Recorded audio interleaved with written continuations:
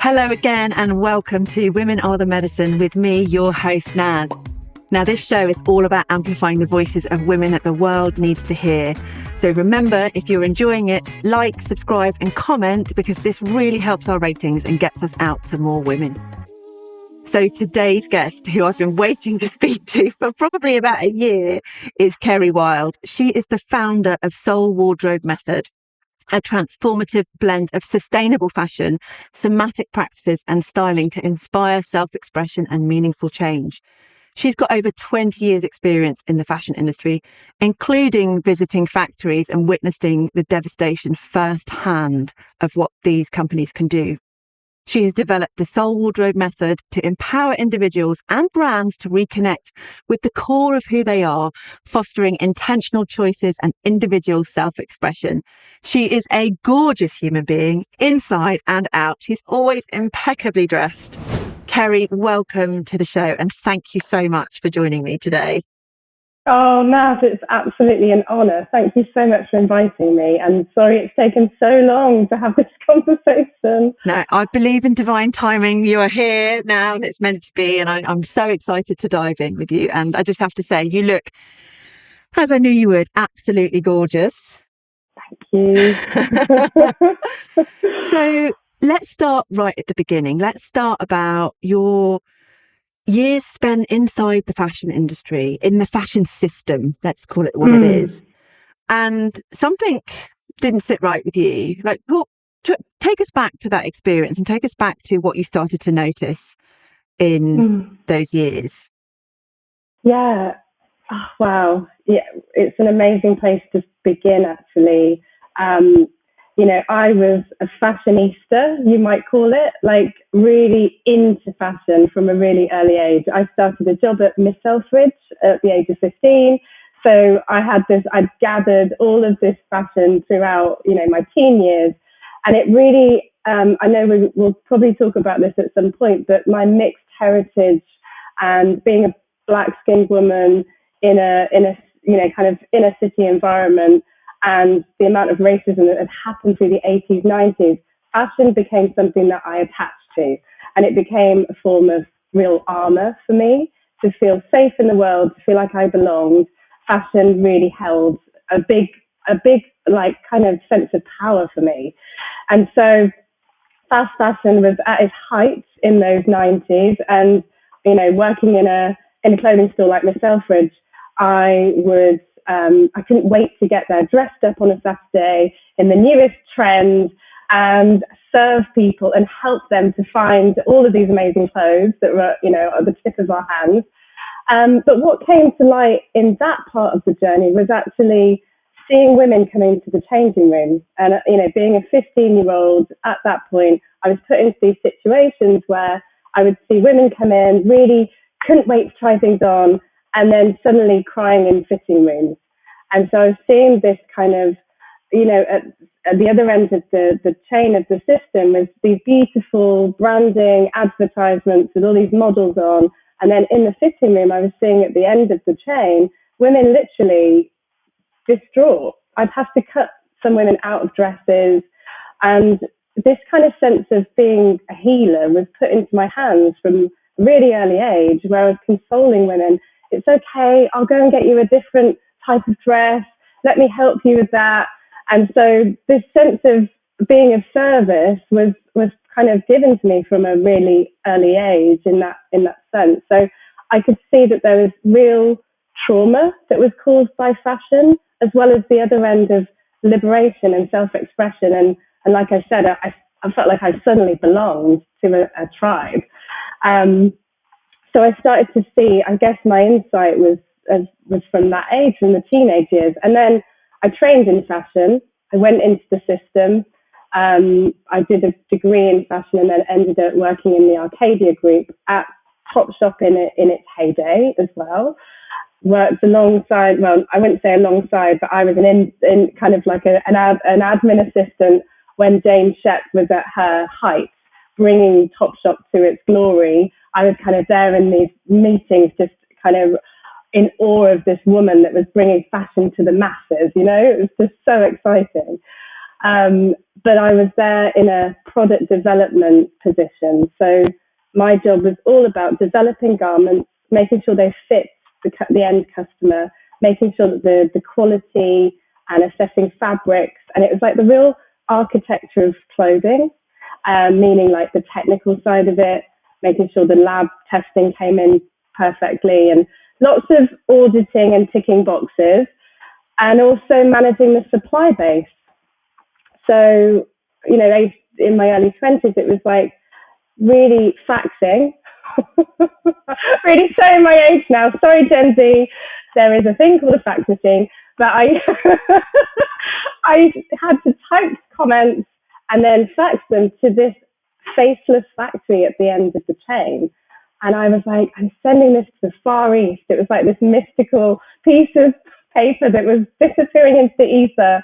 And then we'd get a garment coming back into the head office in 2 weeks' time, perfectly amended with a sleeve or, a different collar that we'd asked for. And it was like, wow, magically somebody is changing these clothes for us, secretly somewhere across the world. And I was in London living, a kind of Western woman's lifestyle, I guess, going out at the weekends, coming into work and just seeing that this design that we were asking for was kind of magically assisted with people that were kind of another side of the world to me. So that's kind of like the beginning of the journey. And yeah, there's more to it, but yeah, no, I know. I made a little pause there. I wanted to say, I love that. And I feel I experienced my own sort of, what you were describing about not fitting into clothes at quite an early age. So I may have been one of those girls in the changing room who was like, oh no, I just feel awful. I mean, I just stopped, going into those kind of stores when I was a little bit chubbier than all of my friends, but wanted to look like them. And so the fact that you picked up on that, the sort of the trauma that could be inflicted and the damage that was being done, not explicitly, not to everyone, but, kind of categorizing fashion into the perfect size 10 or the perfect size 12 and things not being cut for certain shapes. I think that's incredible that you as a young 15, 16-year-old were able to witness that and hold that. And something obviously was planted in you, like a seed started to burst open in you at that point, because obviously of what you're doing today. So tell me what happened then after you were doing this product development, you're working with Topshop. Were you intrigued, like you talk about these sort of faceless factories? At what point were you able to go over and visit and put faces and humans behind the machine that is the fashion industry? Well, it took me years. I climbed that corporate ladder, so kept getting promoted and sort of, moving to different companies. I worked across the high street at different brands, and it wasn't until I reached senior level of garment technologist, is what my job was called, is when I could actually go and visit the factories. And I went into a particular brand at a certain time when they were suddenly having global reach. And that brand I won't name today, but it was at a time when they had a founder-led business that suddenly had an executive takeover, which meant that suddenly there was massive growth, lots of investment poured into that business, which meant that we were suddenly in America, suddenly we were global. And at that point I joined, and the amount of sort of factory assessments had never been done, because they'd kind of sat in a brand that was working. So why do they need to keep visiting the factories? As we came in, realizing that, wow, we need to go and see who's making these garments and see, what the factory, what would you call it? The kind of the factory performance, but also what they were able to actually achieve through their machinery capabilities and their productivity. You know, if we put another 100,000 pieces with them, could they cope? That Right. kind of thing. So we started to go out to factories. I went to India, and I realized that the place that they were making these sequin dresses would just, it couldn't have been the same factory. So this was a tiny unit, and they said they were making all production through this one factory. And we were like, how? This is not possible.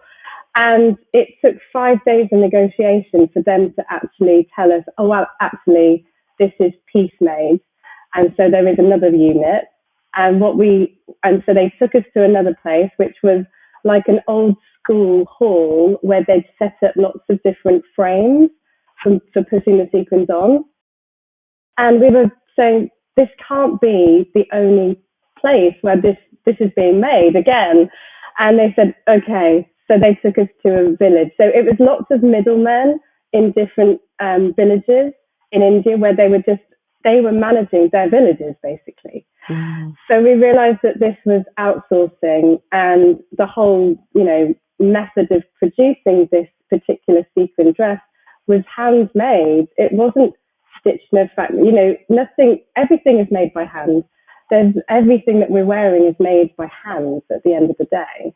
So seeing that firsthand and seeing that there were children around the frame, so the way a sequin dress is like made in panels, and actually you would put a panel piece onto a frame, and then it would be stitched. Every single sequin would be stitched by hand.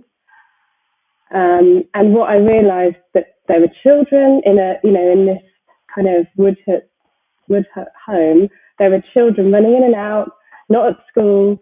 And so when we disappeared into that 4x4 car back to the airport, there would be probably children applying some of those sequins, I could imagine.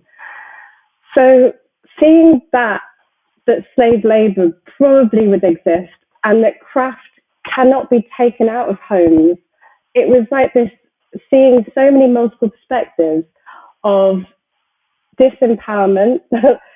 We were paying a very cheap price for these dresses to be made, and then our margins were huge in the stores over here. So seeing that it was disproportionate to actually the way other people were living in the global south, and that impact that had on me was like, right, wow, it was an awakening. It was like, and I just remember going home, and I was wearing my sequin dresses, and all my friends had them because, sample sales and all the rest of it. And I would sit with my glass of wine saying, do you know how that's made? And they were like, I don't know. Nobody had given it any second thought. And I was saying, we're out on a Saturday night, guys, but things started to not work for me. The drinking, the going out, I was like, no, other people are living in this lifestyle, and we are taking everything for granted. So it was like this first-hand visceral experience that I'd seen it, and I was actually still wearing clothing that had no value in a sense, or had an imprint of a disempowerment, to other women and other people. So I think that was one of the other insights. What happened next was I actually burnt out years later. I'd had my first child. I was in Bangladesh, Skyping. That's what we did at the time. Skyping him, and he didn't understand why mummy wasn't at home. And I was in the middle of factories trying to sort of have a chat and then, go. And then being in a factory where you can tell there's something not right. People are telling you what you want to hear, but underneath there was one woman that I had a conversation with who started to open up about her family and, wanting to go to a doctor's, and then she just put it all back into her mouth and sort of kind of said, everything's fine, yeah, and then started to talk about work again. And I thought, wow, what is going on here? It's disturbing. So I was a cog in this wheel, this massive system that was like a web, very complex web of making clothes. And I was told to put more pressure on the factory, make really unethical decisions, which led to them working overtime, working on weekends, because the customer came first, and we needed that particular, I don't know, star hero, product, like a, I don't know, pink jumper. We need it to be pushed forward. That meant get it in, before the delivery date. Let's make them work harder and get it in. And so we did these really crazy decision makings without a consideration for these people at the end of the chain, the value chain. Yeah. So what that then looked like on a personal note was really a breaking down of everything I thought was real, everything I thought I wanted. I had a burnout in the industry. I could no longer sit at my chair and make these kind of decisions any longer. It led to an inner ear disorder called labyrinthitis, and the whole room used to spin. And I felt so unsteady. I was sick at my desk.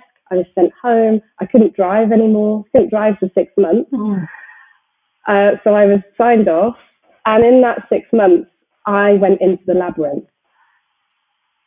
Wow, I went literally. into a spiritual journey. Okay. It was the labyrinth. Oh my goodness, there's so much to unpack in there. And of course, you're talking about some time ago, but as we know, the fashion industry is still exploiting slave labor, is still polluting rivers. Consumers are still turning a blind eye. Just, as you've experienced, once you see it, there comes a price point. So am I going to sell my soul and pretend that this isn't happening? Or am I going to be completely integrous to my values, and am I going to make a stand? And if you're in that position, and this is what, we notice with clients that we coach, if you contradict your values for 10, 20, 30 years, you're going to be completely, like you experienced, you're going to be completely disorientated. You're not going to know who you are, because our values anchor us. And it's so important to know what we stand for and to make decisions and choices. Though it's literally our GPS system for keeping us on track. Yeah. And the corporate machines that people work in, and that we often replicate in our own businesses when we break free, because that's the system that we know, are not designed for sustainability. They're not designed to support the human at the other end. They're not designed to support the human employees, really. It is like, it's quite cutthroat, vicious. Yeah. Capitalism is ruthless. And yet, whilst people still benefit and people still have privilege, it's so much easier, isn't it, to turn a blind eye to this? Yeah, completely. There's a woman called Nazreen Sheikh, and she has set up what's it called? Women's Handicraft, I think it's called. I'll find out the name so you can put it in your show notes. But I ended up having a conversation with her because I wanted to interview her for my podcast that I was starting back in 2020. And she said, can we have a quick chat first? Can we have a quick chat now? I was actually driving in my car, but she was the other side of the world. And I was like, yeah, let's do it. And I remember sitting in my car, just having a catch up, thinking, this is going to be 15 minutes. We were on the phone for like an hour and a half in my car, both crying, because we'd been at opposite ends of this spectrum of the system. She'd been brought in for complete slave labor from an early age as a child, and then found her way out. Luckily, found a mentor. Actually, began to be educated and bring herself out of that system. I mean, and she used to pray into garments that she was making, and actually even into every sticker that she placed, she would say, somebody is going to know me, somebody is going to wake up. And I was the one sort of, getting at the other end of the spectrum that also felt disempowered, also felt that it's my job to go and tell this factory what to do. And it's my job to override what the factory are telling me, because I'm right. Because I work for the head office, which is, we pay their wage. So actually I need to be the one that's telling them what to do. But also, even if my value inside was saying this is not right, I had to override my system every time. So we were both, in a sense, enslaved to the system. Mm. Oh my goodness, my eyes are welling up then when you were talking about her praying into stickers. That is, yeah,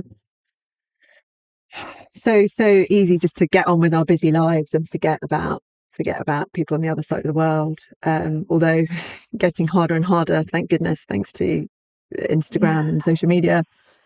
I think Sheen, I think many of us midlifers are probably, I'm generalizing, but in our algorithm, we're looking at vintage. We're probably buying on vintage and in the resale, secondhand, circularity, all of these ways of renting. So there's a lot of people that are opting into a different way of consuming clothes, but there is a huge rise in Shein, Temu, so there's definitely, this is still, even though I came across this 20 odd years ago, 10, let me see, 15 years ago, it's really like time is just a liminal thing. But yeah, I think this is still prevalent now that the next generation are still over consuming, and things like Shein are so accessible that it's just easy to click a button and know that it's going to be delivered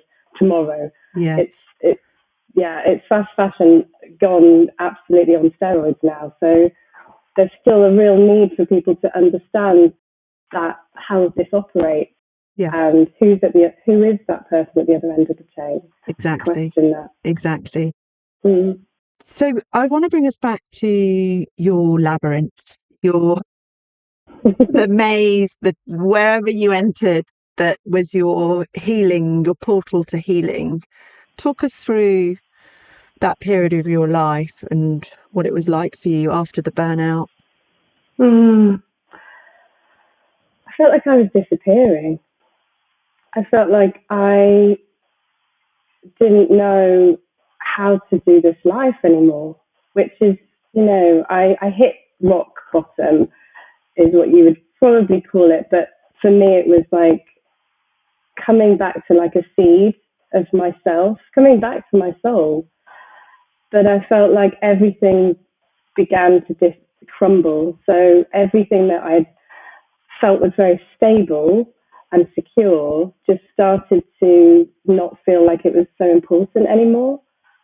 The house, the car, the sort of status symbols, the things that I was holding on to. I was holding on to a marriage that was a very toxic marriage. And it was set up on me being a certain person and wearing a mask. And so essentially the mask started to slide off my face. And the smile was not, planted on my face anymore. I couldn't pretend. And the labyrinth for me looked like crawling around my living room. It was not pretty. It was really messy. And I thought that, I wondered how I'd get back into society again, because I blamed myself. I blamed myself that I couldn't belong to this corporate world. So therefore I felt like, right, it's me. Realizing that I've been diagnosed with ADHD. So I'm like, this year, which I'm like, oh, that makes a bit more sense now. Yes. another lens of nuance to look through that doorway. But the labyrinth for me was like crawling around not knowing. It was dark. It was a dark night of the soul. And then eventually the light did come in the form of yoga and green juicing, and starting to say, well, I need to put myself to the top of this pile. Nobody else is going to do this for me. As a woman, I've been told that actually I've got to hold everything else for everybody else. And my priority is to look at myself was just down here. So I had to rise back up to the top and say, right, okay, which I think is an ongoing journey for women. And, it's a sporadic journey of like, oh, I found myself here again. Okay, let's ascend back to the top, especially if you're a parent. So I think I started to prioritize my healing, my self-care, and yoga saved my life. It really, really saved me. Coming to a body-based practice of movement, something I hadn't done since I was a child. I'd been a dancer as a child, just rebalanced me, and I started to heal my own body. I then trained in yoga, and I left the corporate world and ran to wellness. I'd already trained as a Reiki practitioner through my career, so I'd been called hippie in my corporate jobs, and people were having like a bad day. I'd go and like say, "Do you want a bit of Reiki?" And they're like, "What is this stuff?" And so at that point, it wasn't so, now it's just the wellness industry is just out there. But at that point, it was like, she's the odd one out here. So I incorporated Reiki into my practitioner work. I incorporated yoga, meditation, and then I then went on a real healing journey to connect to my body. So what I can say about my yoga journey is that it saved me, but it was very transcendental. I was very much, I loved dissociating. I loved that coziness of going outside of my skin and connecting to source. So loved yoga, loved meditation, loved to float out there. That worked for a while, but then it didn't. And I'm now trained as a somatic practitioner. But the journey to becoming more body-based and felt in my body was all about the womb. And I did a lot of womb work, womb healing, womb clearing. And I can say that part of the journey was the part that really opened me up to my own creative life force. Yes. Yeah, because the womb is where our creation comes from. It literally is our life force energy. It's our creative ideas. It's so important for us as women to remember that womb is not just, yes, it's a reproductive space for us, but it's also something magical. It is where our power comes from. And I just want to, comment on what you said there about thinking that it was your fault, that your burnout was your fault because you didn't fit the system. There was something wrong with you. And this is what patriarchy does to us as women. Not only do we suffer in the system of patriarchy because we are forcing and pushing and going against our values and what we know to be true and cutting ourselves off from our intuition. But then when we do have to for survival, step out of it, we assume all the blame, which is again very, very patriarchal. It is designed, it's not designed for us, and it's designed to make us feel crap. Yes, yeah, totally. So it's such a common, what you were saying is it's so common for women. They're like, oh, this must be something wrong with me. And it's like, no, you are not designed for this system. The system is not meant for you. You can create something completely unique to you. But you have to remember that you have a body. You are an embodied human being. So, I love that coming back to womb practice, the coming back through yoga. And that is the portal, right? There's always something there are multiple doors that lead us on our inner journey, which, as you've alluded to, is ongoing. Yes. there is no magical destination. There is no unicorn status, just sort of putting it out there for people. Exactly. So when did you first realise then that clothing and self-expression was a healing tool? Yeah. So, I went through divorce, and there was a point of that journey of breakup that I looked in my wardrobe and I thought, I'm wearing masks. So everything I own is another mask. And in that marriage, I performed and pretended, and I just realized that, oh, there's the yummy mummy that I want to be perceived as. There's the boss fits that I want to be perceived as. There's my wedding dress, which felt like it was entangled with so much of this mythology of actually who I actually wanted to be, but really it wasn't me. And so I set up a cauldron like the mad witch that I was at this point, in my back garden, and got my wedding dress in it. And this is not a very sustainable thing to do, but I set fire to that wedding dress. You burnt your wedding dress. And I watched it burn. Yeah. I mean, some things the goddess is like, no, baby, you just burn that. You burn that. Just burn that thing. And hell yes. And so in that ceremony, it felt like just this release of self, this release of the false self, the actual illusion of myself. And it meant that I actually went into a void space within my collection of clothes. And I opened my wardrobe and I just cleared so much out. So I sent stuff to charity, sold stuff, and had hardly anything left. So it was this clearance. And I called out energy that's left hanging in there when you know that it's such heavy energy. I call them old ghosts. And they're just exuding something quite haunting. And it feels like, oh, I could wear that. No, it doesn't feel right. It feels weird. It feels heavy to want, to wear that piece. So I cleared those out, and it left this real space to connect with, well, who am I? And that was the first question. Who am I? I felt like I was going through a rebirth again. And it did feel, in my work, I called it blank canvassing, but it felt like I was preserving energy, even though on the outside, I was probably wearing quite basic things. I wasn't at this point ready to express because I had no idea of what that looked like. So I was wearing probably very neutral colors, comfy clothes, not really wanting to be seen yet. But in this blank canvassing part of this journey, it was really preserving myself, preserving that life force energy for me, because I'm still figuring it out. And so that's why, when clients come and they're still in that part of the journey and they're wearing things that they know isn't really them, but I always say, well, this might be you preserving yourself, actually. Maybe you're not ready to be visible and seen and reveal your true essence right now. That's okay.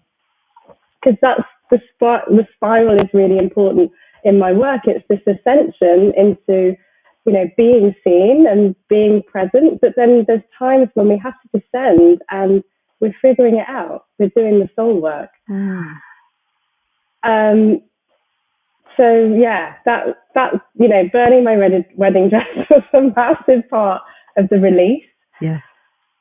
And I can't remember what you asked me. Actually. That's okay. No, let's go with where did you begin then to rebuild your sense of style? Yeah. Like, did you, because you're mixed heritage, British mixed heritage, but how much of that started to, like, and ancestors and lineage started to sort of wave at you and be like, hey,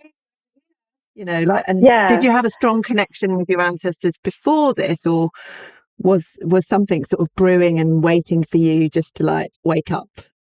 Yeah.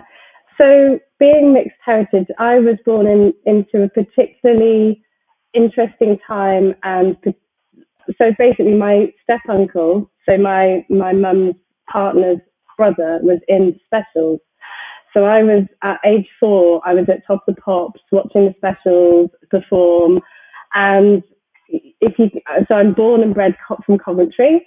And the specials, if you don't know, are a ska band that bring together black and white influences like Terry Hall and Neville Staples was my uncle. And so it was very much seeing all of this sort of mixed heritage coming together in one musical band. And when you look at the audiences, it was like skinheads over here, Rastafarians over there. There was this whole, and we'd had race riots in the 80s at this point. So that it was like this whole multiple blend of different heritages coming together to say, we're here for the music. And it was about the time that they were living in. It was about this being in Coventry and it being very raw. And there were so many fights on the streets. So it was literally being at war, a race war. And this, I guess, coming in as a child into that kind of atmosphere and living with my mum. My mum is a white woman, for growing up in very Eurocentric, I guess, beauty standards in her household, then going to visit my dad's family and my stepdad's family, and seeing that there was Black culture, and feeling this kind of, where do I fit in all of this? Where do I actually belong? And I can say that throughout my youth, I found that a really hard journey, because I wasn't Black enough, I wasn't white enough, and I didn't feel like I belonged. And so part of the healing work for me, and the reason why I can hold space for people that feel like they don't belong, whether that's through gender, through race, through class, is that I've gone through my own, healing journey deeply to feel a sense of self-belonging and a belonging on this planet. Beautiful. And I'm with you on that, with a white Irish mother with red hair and green eyes and a North African father. And I don't even speak the language of my ancestors. I don't speak Arabic. I've always felt like somewhere in the middle, like clinging to the safety of white privilege, which I'm not proud about now, but was like, I don't know where I belong. And only now am I starting to really dive into my ancestral lineage. I'm working with beautiful coach Cara Gomez, who I think you might know. She's amazing. Yeah, I do. So because I'm so like, it's such a cliche. It's like, I want to know who my people are. Like I do feel like I bring a sense of belonging with me into spaces that I'm in, but it's like there's a tale of ancestors behind me that I want to connect to. Yeah. And like in my style and in my expression in my home, this sort of North African flavour comes through. Right? Amazing. So, yeah. And I just wonder how. So yes, for me, that's I've been on that same journey, and so I guess the word adornment came to me in meditation. That's really what happened, is that I connected to this word, and adornment had been something, I hadn't really heard that word very much before, but it came to me, and I wrote a whole thesis about adornment, and I started to research who still works with adornment, which tribes are working with this sense of spiritual fashion. And so I started to go deeply into what would it feel like to, connect to my clothing, the clothing that I know has maybe been made in a factory somewhere that I've probably, been to that region. What if I connect to those people and place them, bring them into my ritual of dressing? What does it feel like to connect to a piece of clothing that I absolutely love? And what the meaning and the symbiology is of that? Why do I love it? Let's tease this all apart, but in a quite a sacred way, I would say. Not just let's just do a wardrobe edit. It was like, let me really go slow on this. And I started a platform called Art of Slow, and at that point, that was in 2018, and I had been teaching yoga, womb work, all of the kind of the sacred feminine mystery stuff, and I then pivoted to adornment teachings, and my yoga people were like, what are you doing? Not quite ready for that yet. But I could feel this calling. It was like the goddess, or, God, whoever, was saying to me, this is to be of service to those women that you saw in the fitting rooms when you were 15, to those women and men actually in the factories that you had conversations with. How can you get into everybody's wardrobe through spiritual practice and connect them to the sacred meaning of clothing as an art form, as a way of imbibing our energy with these pieces that we wear as second skin? So that was the kind of like calling, I would say, was like, can we bring these two worlds together? You've been, a healer for over, 20 years. You've been a fashion professional, a stylist. What would it feel like to bring your whole self to the table instead of separating yourself as, I'm in fashion now, I'm doing style, or I'm over here doing my healing work? How does it feel to bring like all of your medicine to the table? And so that was, Art of Slow was the beginning of that.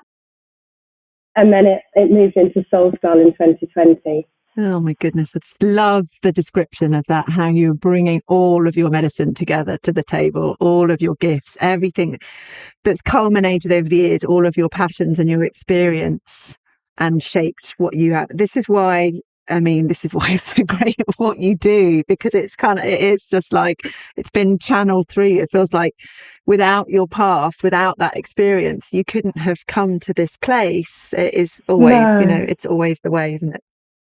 Yeah.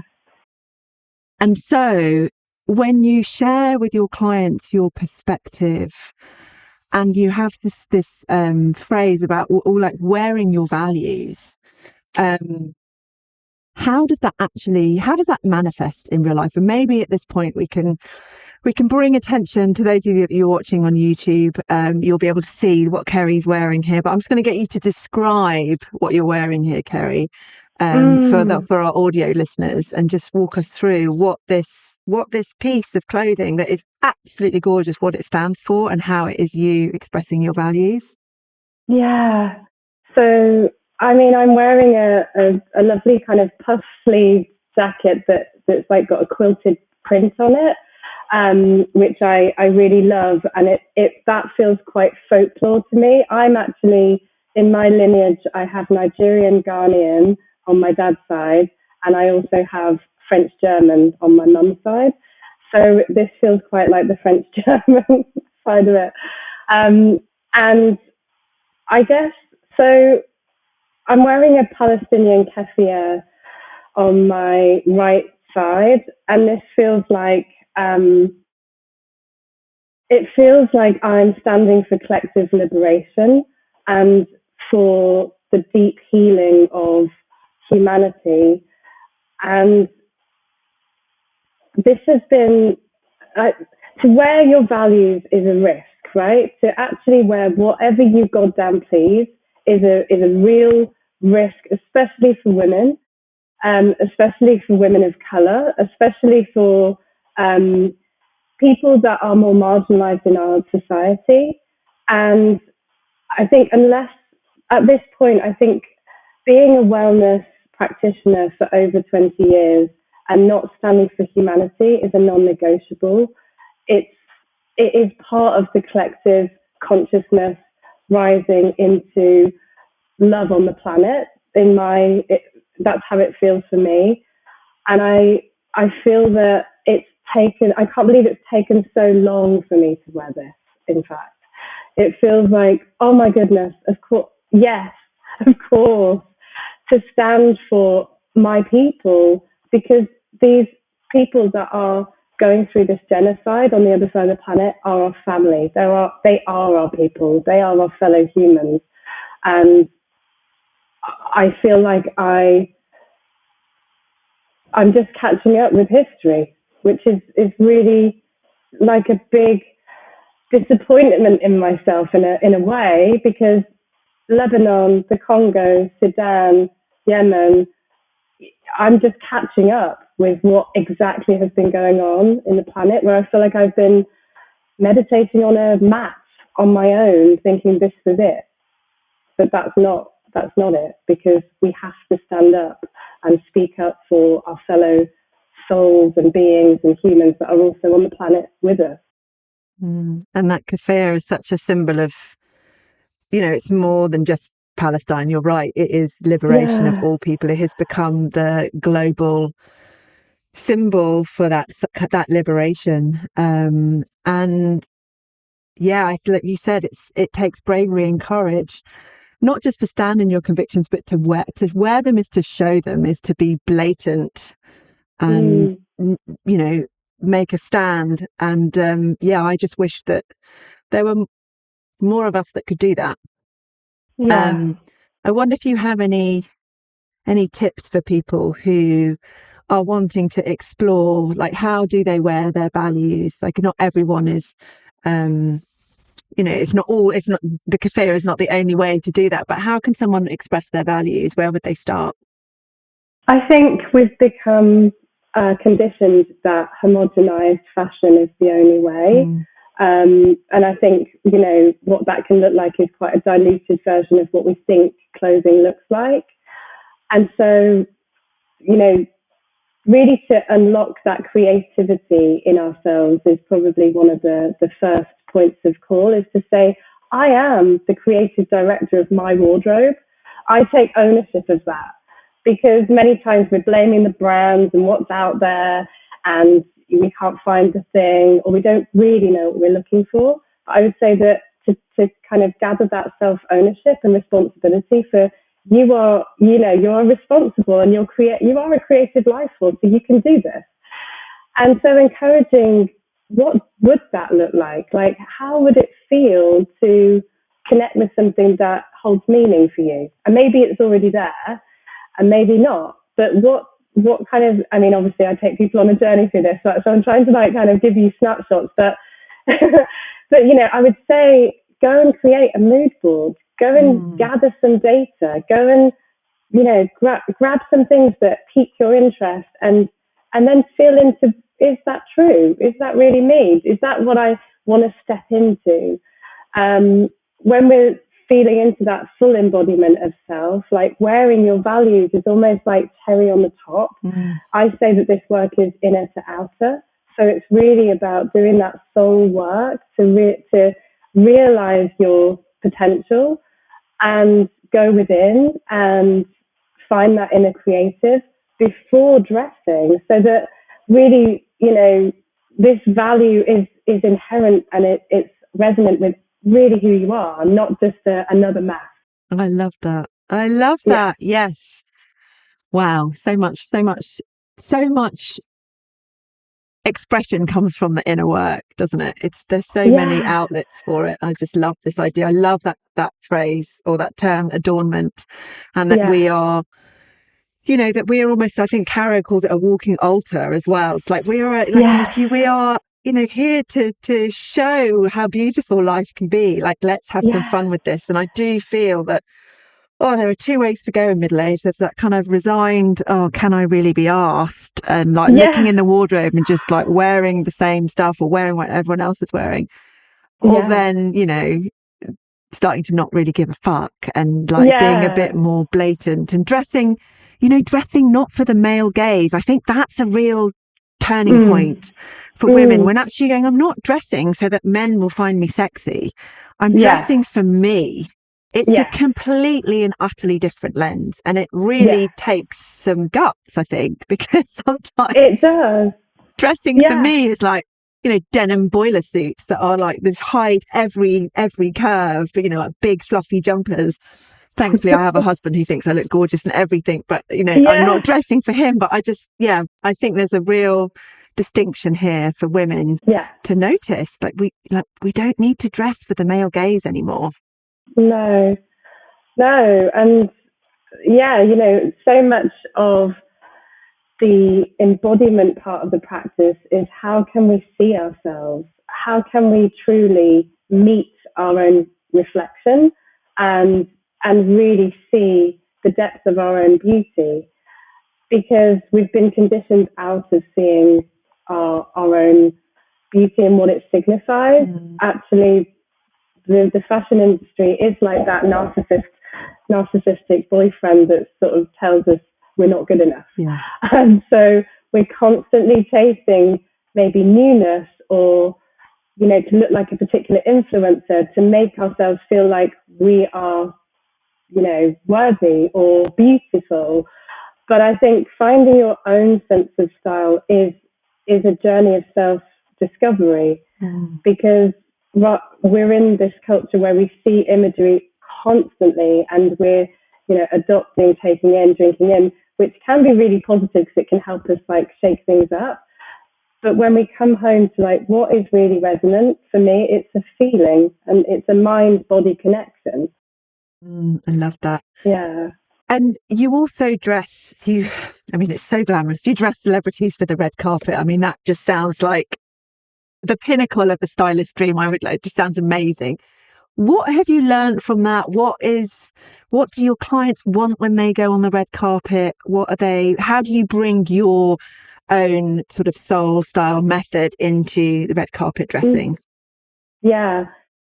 So I feel like outfits are a poem. So I feel like outfits are a transcription of what you want to say, and they hold feeling, just like a poem makes you feel something. It's quite an emotional connection, and it has a soul to it. It has an energy to it. So it's giving a gesture. It's not just saying, it's not just a statement. I don't like dressing in just high fashion. Actually, I love using younger designers and vintage pieces. And I've had the kind of honor to work with somebody that wants to make some quite big activist gestures on the red carpet. So that has also been a part of the sort of containment of the journey of the outfit. How do we allow that to speak, and also kind of allow the outfit to have its own writing to its, to itself? So some things are said without words. Clothing is. It's just it carries that energy. So I can say that it's been a journey of like precision. Everything on the red carpet is photographed, so everything has to be, it really ups to that standard of make, and the way that it's actually going to fall on somebody. It involves a lot of back of house fittings in London, making sure that everything is prepared for that moment. Nothing is kind of the day before. It's sometimes a 6-month journey of making garments for that particular arrival onto the red carpet. So what you don't see behind the scenes is that something is meticulously made for that one event. And a lot of the red carpet stuff is like that, actually, even from Chanel to Yves Saint Laurent. It's like that talent, they call it in the industry, will go into the designer, and then everything will be fit for that client, and then it will come out once. Hopefully again, but we like to rewear these things. Yes. But my client has reworn stuff. One of my clients has really reworn a lot of stuff onto the carpet, but then you always want to see a different look. Yes. So the Emmys, the Golden Globes, you want to have that statement of a different look. But when you look at some of the red carpet stuff that we've put together, you can see that actually there's a trouser that's been used again. So I like to rewear stuff, because why would you go and get another trouser? I think yes. No, I get that. Yeah, I love it. And you are writing a book. Yes, please. I am. Oh my goodness. Yes. So can you just share a glimpse of what's going to be the book? What kind of book are you writing? So the book is called Soul Wardrobe. I want this to be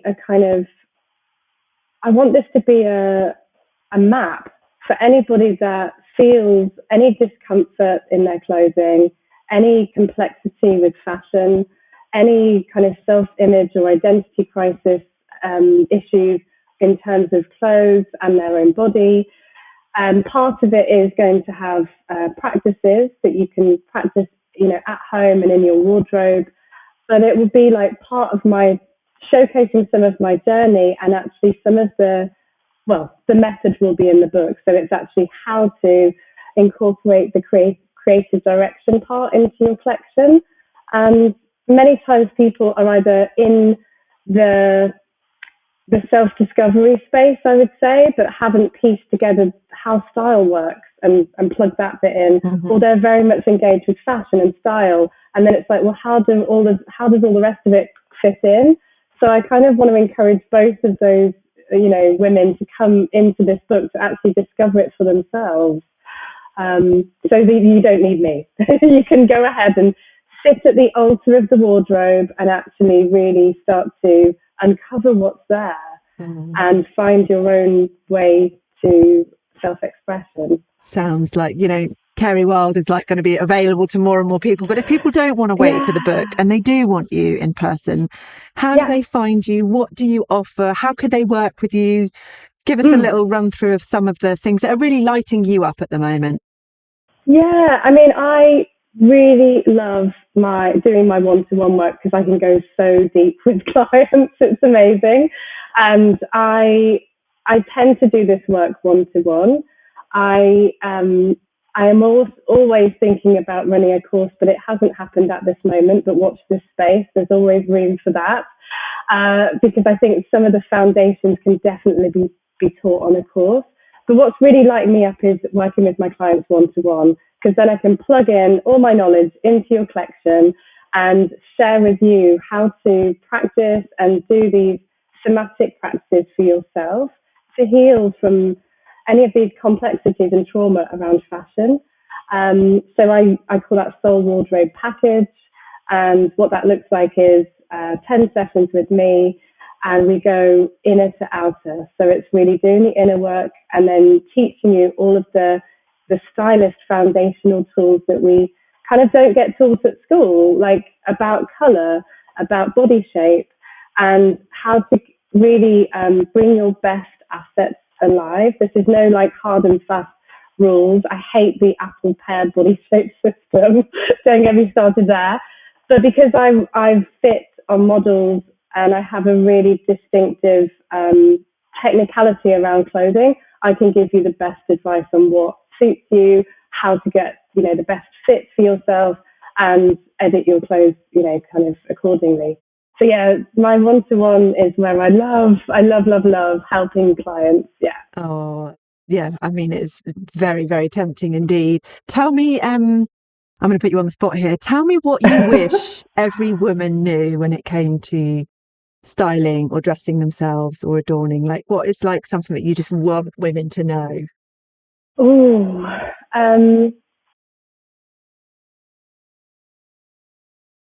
that I think the one thing I'd love women to know is that your soul is so connected to your second skin, and actually when you're wearing pieces that radiate who you are, it's magnetic.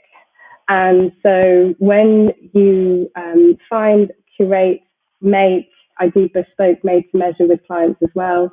When we make clothing that is effectively has all of your symbols in it, your soul just radiates through those pieces and it gives you energy.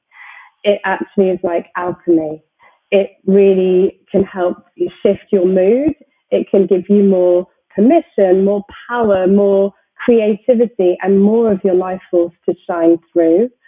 And so I think it's something that we can put into a box in terms of fashion and clothing exists outside of my essence and my soul and my spirit. But actually, when we connect those two things, it's so impactful. So yeah. That is beautiful. Yes. Oh, Kerry, I want every woman to know about you. I could spend the next 3 hours talking to you about the clothes and your journey. You are such an incredible woman with such a rich history and such beautiful gifts that you're bringing to the world.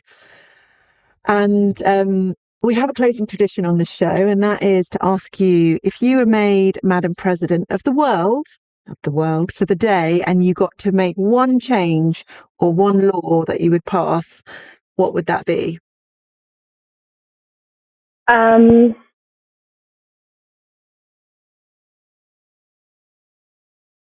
Yeah, my one wish on the planet would be to end all of the wars on the planet. And when I say that, I'm talking about all of the outer wars that we can see right now that, as they stream through our phones, but also the inner wars, the wars with ourselves, the quiet wars, the wars that we have when we're trying to get ready in the morning and we can't get out the door. So it's all the war and disharmony on the planet. I feel that's what I would make happen. Yeah, that's so beautiful. And it's so interesting. We asked this question and every woman is giving some sort of variation on this. And as time has progressed and as genocides have continued, people's definitions of, what it is that they would like to change in the world have gotten more and more distinct around this idea of no war, no weapons. Let's heal people from the inside so that they stop harming on the outside. It's so blatantly obvious to us as women that all of those external battles and destruction and devastation is created from the disharmony in our inner world. So yeah. Oh, Kerry, thank you so much for coming on the show. I've loved every second of this, and I cannot wait for your book to come out. I cannot wait to meet you one day in person, I hope. But I just want to say again, a big thanks to you for coming on today's show and talking to me. Oh, thank you so much, Nazreen. It's been so lovely. I've really enjoyed every second. It's gone so fast. I know. Too fast. I'm going to need to do 90-minute podcasts, I think, going forward. Let me know if you're listening. If you've still made it this far, let me know if you'd welcome that. But thanks so much. Thank you so much.